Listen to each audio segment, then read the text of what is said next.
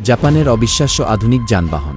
আজকের ভিডিওতে আমরা কিছু অবিশ্বাস্য আধুনিক যানবাহনের সাথে পরিচিত হব, যেমন সাসপেনশন মনোরেল ট্রেন, কাওয়াসাকি কোয়েসার্টসি 1, হান্ডাস 1 এয়ার ট্যাক্সি এবং শক্তিশালী B-22 অসপ্রে কমব্যাট এবং রেস্কিউ এয়ারক্রাফট। দেখে নিন কিভাবে এই অত্যাধুনিক পরিবহন প্রযুক্তিগুলো ভবিষ্যতের গতিশীলতাকে নতুন মাত্রা দিচ্ছে। Flying gondola.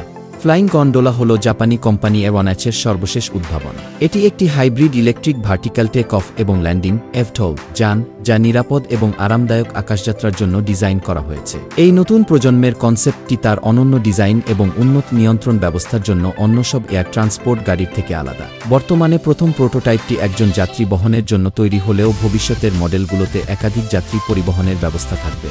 B-22 অসপ্রে হল একটি উন্নত মাল্টিপারপাস টিলটটার এয়ারক্রাফট, যা সামরিক অভিযান, সামুদ্রিক টহল এবং উদ্ধার কার্যক্রম সহ বিভিন্ন মিশনের জন্য ডিজাইন করা হয়েছে। প্রচলিত হেলিকপ্টারের মতো নয়, B-22 অসপ্রেতে রয়েছে টিলটটার প্রযুক্তি, যা এটিকে উল্লম্বভাবে ভার্টিক্যাল ওঠানামার সুযোগ দেয়া, ঠিক হেলিকপ্টারের মতো। একই সঙ্গে এটি নির্দিষ্ট উইংযুক্ত বিমানের গতিবেগ ও পরিসীমাও অর্জন করতে সক্ষম।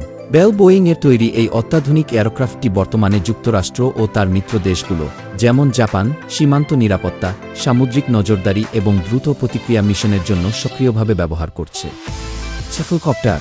সাফলকপ্টার হল অ্যান্ড্রিয়াস জনসনের তৈরি একটি অসাধারণ কাস্টম বিল্ড ড্রোন, যা মানুষের ওজন বহনের জন্য বিশেষভাবে ডিজাইন করা হয়েছে। এতে রয়েছে একটি শক্তিশালী প্রোপালশন সিস্টেম, যেখানে ব্যবহৃত হয়েছে আউটরানার ব্রাশলেস মোটর। ড্রোনটির স্থিতিশীলতা নিশ্চিত করতে এতে রয়েছে জিউখং লাইট কন্ট্রোলার, যা উন্নত ফ্লাইট স্ট্যাবিলাইজেশনের জন্য বিশ্বব্যাপী পরিচিত। অ্যান্ড্রিয়াস জনসনের সাফলকপ্টার সফলভাবে একজন মানুষকে নিরাপদে আকাশে উঠানো এবং পরিবহন করার ক্ষমতা প্রদর্শন করেছে। Flying Hammock drone.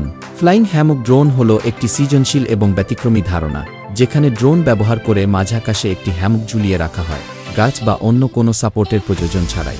এটি মূলত একটি সৃজনশীল পরীক্ষার অংশ এবং একটি মার্কেটিং স্টান্ট হিসেবে তৈরি করা হয়েছিল, যা ড্রোন প্রযুক্তির অনন্য ও অপ্রচলিত ব্যবহারের সম্ভাবনাকে তুলে ধরেছে। বর্তমানের বেশিরভাগ ড্রোন এখনও মানুষের ওজন নিরাপদে বহনের জন্য পর্যাপ্ত শক্তিশালী নয়। তারা দেখিয়েছে কিভাবে প্রযুক্তি ঐতিহ্যবাহী বিশ্রাম ও বিনোদনের ধারণাকে বদলে দিতে পারে, যদিও এই ধারণার বাস্তবায়ন এখনও সীমিত পর্যায়ে রয়েছে।